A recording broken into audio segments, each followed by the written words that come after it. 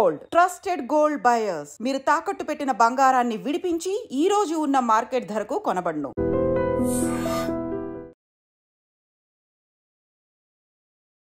హయత్ నగర్లో జరిగినటువంటి incident, first ఏమో భార్య చనిపోయింది, ఆ తర్వాత భర్త బిల్డింగ్ పై నుంచి దూకి చనిపోయినటువంటి పరిస్థితి. ప్రస్తుతం మనం ఉంది శిరీష వాళ్ళ ఇంటి దగ్గర ఉన్నాం. వాళ్ళ నాన్న ఉన్నారు. అసలు ఏమైంది ఏంటి, ఇట్లా భార్యాభర్తలు ఇద్దరు చనిపోవడానికి కారణం ఏంటి, ఒకసారి మాట్లాడే ప్రయత్నం చేద్దాం. ఏమైంది, మీ బిడ్డ ఎందుకు ఆత్మహత్య? మాకేం తెలియదు. మేము డ్యూటీకి వెళ్ళాము. డ్యూటీకి వెళ్ళిన తర్వాత మాకు ఫోన్ వచ్చింది 11:30. ఫోన్ వచ్చింది. వాళ్ళు మళ్ళీ పిల్లల మామనే ఫోన్ చేసిండు. ఏడున్న బాగుంటుంది అంటే నేను కాలనీలో బాగున్నాను అంటే అర్జెంట్ రాండి, మీకు పిల్ల చచ్చిపోయిందంట. ఎట్లా చచ్చిపోయి, ఏ పిల్లనా, ఏ పిల్ల బాగుంటే నీ పిల్లనేరా, నీ పిల్లని చనిపోయింది, సీరియస్గా చనిపోయింది అన్నాడు. చనిపోయినా ఇదే టైంలో చనిపోయిన సడన్గా షాక్ వచ్చేసింది మాకు. అంత తల్లినలు వెళ్ళిపోయినాం. ఏది నిన్న నా పిల్ల సండే రోజు మంచిగా నాతో మాట్లాడింది, సండే సాయంత్రం నాతో మాట్లాడింది, ఒక్క రోజుకి ఏమైంది అని చడలన వచ్చేసినాం మేడం. అందరూ నా భార్య అందరూ వచ్చేసి మా బిడ్డకి చడలన ఒక్క మాట అనలేదు మేడం. నాకు కొంచెం సులువు కూడా తెలియకుండా నా పిల్ల నన్ను అవసరంగా చేసింది వాళ్ళే, పండబెట్టింది వాళ్ళే. చడలన వచ్చేసి మధ్యలో వస్తుంటే మా 2 సార్లు కళ్ళు తిరిగి పడిపోయింది.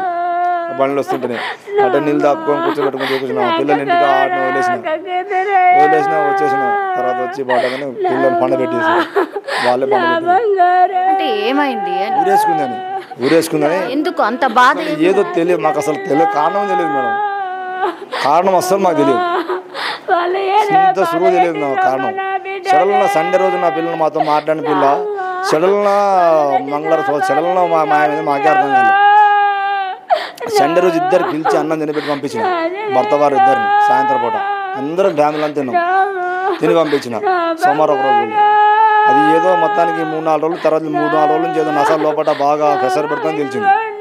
ఆ ఇంట్లో ఎవరు ఉండరు మేడం, అత్త మామ ఒక మగడే, ఎవరు ఉండరు, వాళ్ళ ఫ్యామిలీ ఉంటుంది, ఎవరు అసలు ఉండరు, పక్క వాళ్ళు ఉండరు. ఉంటే ఏదైనా తెలుస్తుంది కదా, ఒకవేళ దూరం కొడుకోవాలి దూరం ఉంటే దూరం ఉంది బాగుంది నాకు తెలియదు అనుకోవాలి. ఒకటే ఇంట్లో ఉంటారు అందరు తెలియదా, అత్తమాకి తెలిసే ఉంటుంది ఏదైనా కారణం అనేది. మీతోనేమన్నా చెప్పింది? మాకు అసలు ఒక్క ముక్క చెప్పలేదు మేడం. అమ్మాయి అసలు బయట వాళ్ళే అసలు ఎట్లు లోపల అనేది చెప్పకుండా చేశారు, మొత్తానికి టార్చర్ పెట్టి చెప్పబెట్టకుండా చంపేసిరమ్మ వాళ్ళే. నాకొక్కటే బిడ్డమ్మా, నాకొక్క బిడ్డమ్మా, నా పిల్లలు పచ్చలేరమ్మా, నా బంగారు. మీరే చూసి చేసినాం మేడం, చేసినాక నాకు ఇట్లా తర్వాత తెలిసింది కొద్దిగా వంకరాడు సైకోలాగా ప్రవర్తిస్తాడని తెలిసింది. సరేలే సైకోలా ప్రవర్తించింది, మంచిగా మాట్లాడేమో మేము అనుకున్నాం. కానీ ఇంతగా ఉండే ఇంత అనుమాన పక్షి అనుకోలేము మేడం. ఇప్పుడు వాళ్ళైతే ఏమంటున్నారు అని అంటే, మీ పాప చనిపోగానే మీరు వెళ్ళి కొట్టిండ్రు, గొడవ చేసినాం, పోయినాం అపకం మేడం, పోయినా ఎట్లా చనిపోయింది కారణం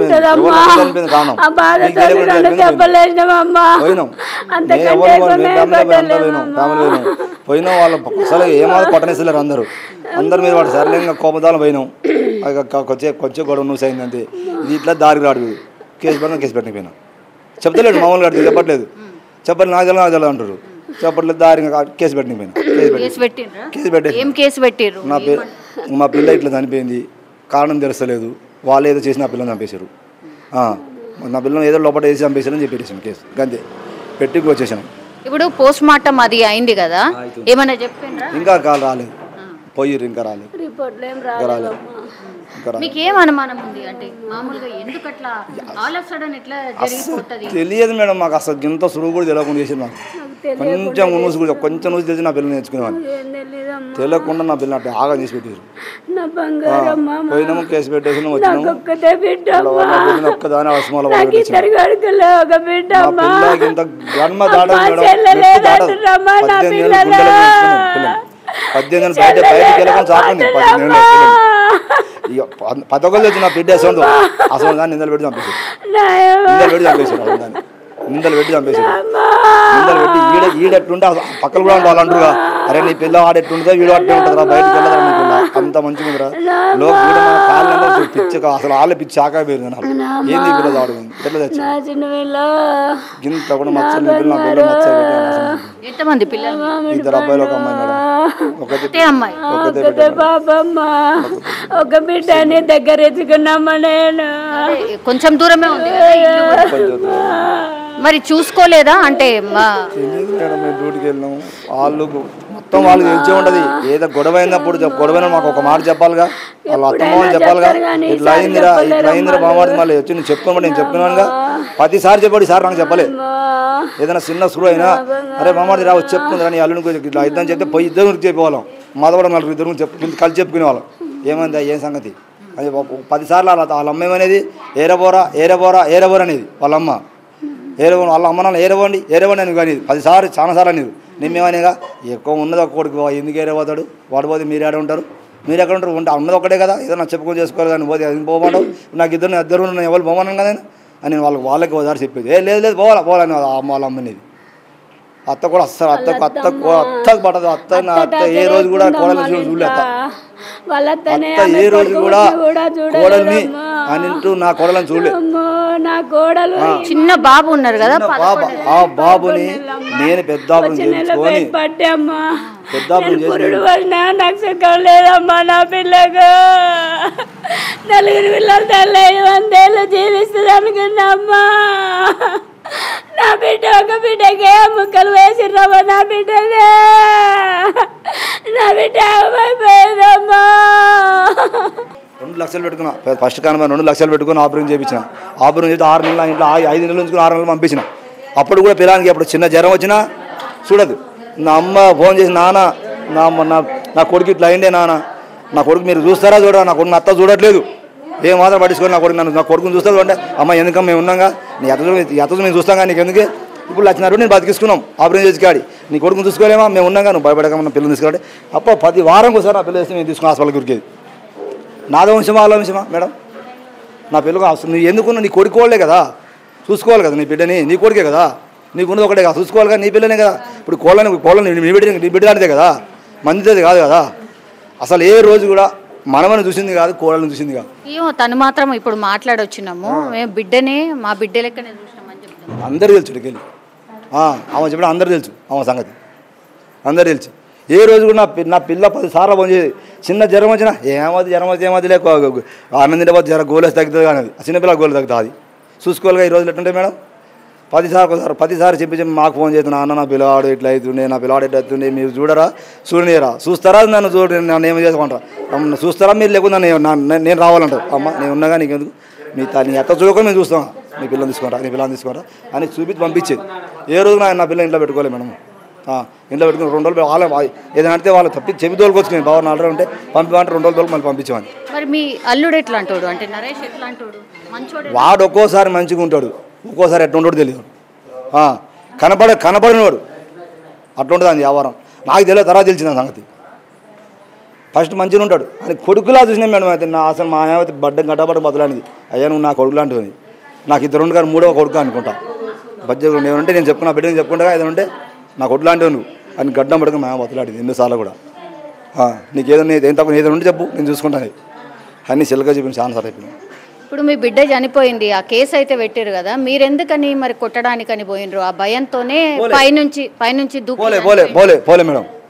సాయంత్రం పోయింది ఎప్పుడు నా బిడ్డ చనిపోయినప్పుడే గొడవైంది. గొడవ ఎమ్మట కేసు పెట్టేసి ఎమ్మట ఉస్మాన్ వెళ్ళిపోయింది. అంతే ఉస్మాన్ వెళ్ళిపోయినా కేసు పెట్టేసి కొట్టిండ్రు, లాగిండ్రు, మొత్తం అంతా కిందేసి తొక్కిండ్రు, పైన కూడా మొత్తం సిసి కెమెరా ఉంటాయి మేడం. సిసి కెమెరా పొట్టి చిన్న కలిసి వెళ్ళిందిగా. నేను కొట్టే కనబడతా అప్పుడే కొడితే భయంతోనే పోయి బిల్డింగ్ మీదకి వెళ్ళి దూకిండ్రు అనేది వాళ్ళు అంటారు. లోకం అనుకోవాలి అలాగా వాళ్ళు అన్నట్టు రుజువు చూపెట్టాను. నేను తిట్టినాము పోయినాము కేసు పెట్టినాము కథ నా బిడ్డగా నేను వెళ్ళిపోయినా మా అంతమే వచ్చినా అందరూ చుట్టాలు పక్కలు వచ్చి కూర్చున్నా. తెల్లవా నేనే ఉన్నా, నా కొడుకు నేనే ఉన్నా అనవసరం మనం పట్టుకుపోయారు అనుమాన కేసు తోటి. నన్ను నా కొడుకు 2 పట్టుకుపోయారు, ఇద్దరు తీసుకుపోయారు. నన్ను నా కొడుకు 2 కొడుకుల్ని చేసిన గట్టి తీసుకుపోయారు. సార్ ఏమన్నా చేసి ఉంటే మమ్మల్ని ఎక్కడ చంపేయండి, ఇట్లనా మేము ఏదైనా చేసి ఉంటే మమ్మల్ని చంపేయండి సాక్ష్యం ఉంటే. అరే రా బాబు రావారు నీకు అప్పుడే కావాలి గారు శిశువు ఉండగా అప్పుడు దాకా నేనేమన్నారు వాళ్ళు చూసేసి దాంట్లో చూసిరు, వాళ్ళు అన్నారు చూసికాడు ఫోన్ చేసిరు, అరే నాయన మీరు మంచి వాళ్ళు రా, వాళ్ళు వాడేందుకు కూడా దిగి చచ్చిపోయింది అంటారు. కనపడుతుంది అందులో వాడేందుకు దిగిపోయింది కనపడుతుంది.